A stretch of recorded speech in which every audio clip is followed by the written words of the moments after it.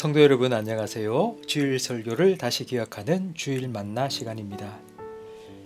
예루살렘 성전은 시온산 위에 세워져 있습니다.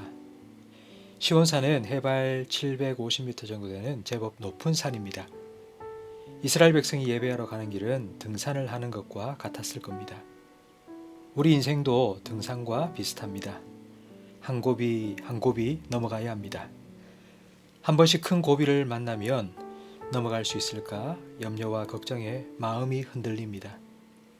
우리의 마음은 늘 흔들립니다. 주변 상황이나 다른 사람들의 말 때문에 쉽게 흔들립니다. 또 내일 일을 알 수 없기 때문에 흔들립니다. 우리 삶에는 예상치 못한 위험들이 도사리고 있습니다. 인생은 언제 어디서 무슨 일이 터질지 모르는 지뢰밭을 걷는 것과 같습니다. 이런 불확실한 세상에서 자신을 지켜줄 성을 쌓기 시작합니다. 어떤 사람은 돈으로, 어떤 사람은 권력으로, 친구로, 어떤 사람은 일로 자기의 내일을 보장해줄 성을 쌓습니다. 그러나 세상에 영원한 것은 없습니다. 불확실한 세상을 불안한 마음으로 살아가는 우리는 무엇을 의지해야 할까요? 이 질문에 대해 시편 125편은 대답해 줍니다. 여호와를 의지하는 자는 시온산이 흔들리지 아니하고 영원히 있음 같도다. 산들이 예루살렘을 두름과 같이 여호와께서 그의 백성을 지금부터 영원까지 두루시리로다. 아멘. 여호와를 의지하는 자는 시온산이 흔들리지 않고 영원히 그 자리에 있음 같습니다. 하나님을 의지한다는 건 하나님께 내 모든 것을 맡기는 것입니다. 서 있는 것보다 앉는 것이 편하고 앉는 것보다 눕는 것이 편합니다. 그 이유는 바닥에 닿는 면적이 넓기 때문입니다.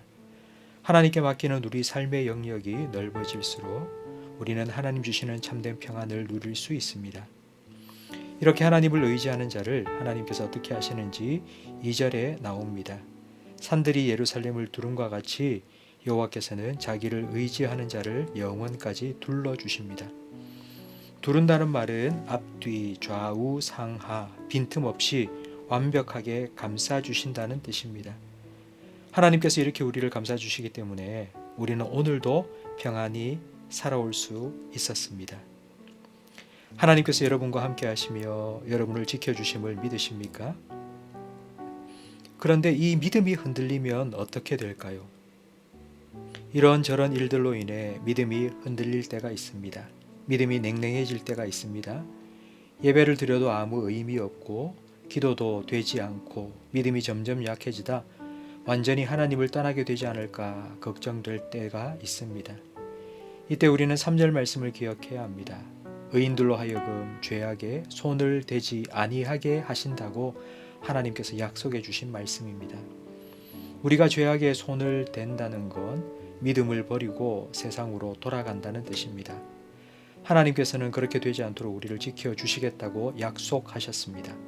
끝까지 포기하지 않고 끝까지 붙잡아 주시고 끝까지 인도해 주실 것입니다. 2005년 1월 16일 산악인 박정헌과 후배 최강식은 함께 히말라야 촐리체 겨울 등반을 성공했습니다. 서로의 허리를 끈으로 묶고 조심스럽게 하산하던 중 후배 최강식이 갑자기 깊이 50m의 빙하 틈 속으로 떨어졌습니다. 박정헌은 줄을 끊어버릴 수도 있었지만 후배를 끝까지 포기하지 않고 끌어올렸고 두 사람 모두 생還할 수 있었습니다. 사람도 신의를 지키기 위해 포기하지 않는데 하물며 하나님께서는 어떻게 하시겠습니까? 우리는 실족할 수 있습니다. 하나님 향한 우리의 믿음이 냉랭해질 수도 있습니다. 나이가 들면서 건강이 나빠지고 예전처럼 교회에 나와서 예배하지도 못할 수 있습니다. 그러면 우리의 믿음이 흔들립니다. 내가 이렇게 살다, 내가 이렇게 믿다 하나님 앞에 설 수 있을까? 천국 갈 수 있을까? 그러나 여러분 안심하십시오. 신실하신 하나님께서 절대로 여러분을 놓지 않으십니다. 하나님께서는 절대로 여러분을 포기하지 않으십니다. 하나님께서 여러분을 끝까지 붙들어 주실 것입니다.